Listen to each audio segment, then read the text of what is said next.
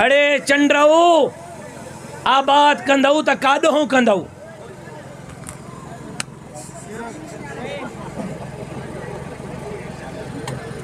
चई साईं सैलाब जे पाणीअ मों कंदासीं।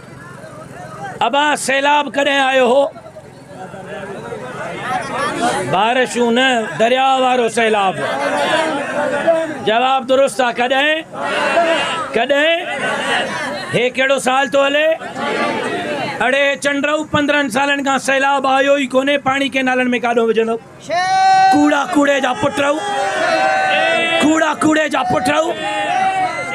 वरी चऊं साईं ॿियो बारिशुनि जो पाणी विझंदासीं।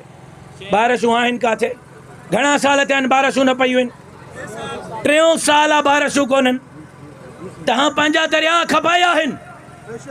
तव्हां हाणे सिंध जे हिन दरिया ते ॼण हिकिड़ी नाली थी वहे, ॼण केनाल थो वहे, दरिया जे पेट में वारी थी उॾे।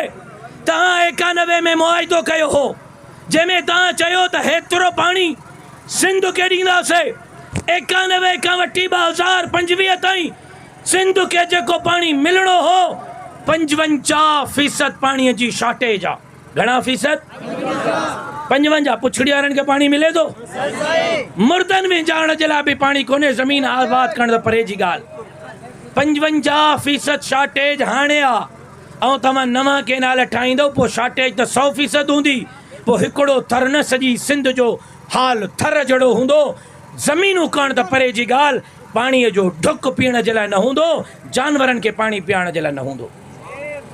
तव्हां सूबा कमज़ोर करे, तव्हां सूबनि खां हक़ खसे करे पाकिस्तान टोड़ था चाहियो।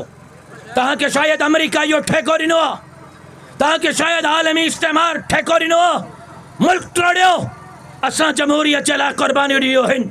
मुंहिंजे क़ाइद मुफ़क्किर इस्लाम मौलाना मुफ्ती महमूद पाकिस्तान जो आइन ठाहियो आहे।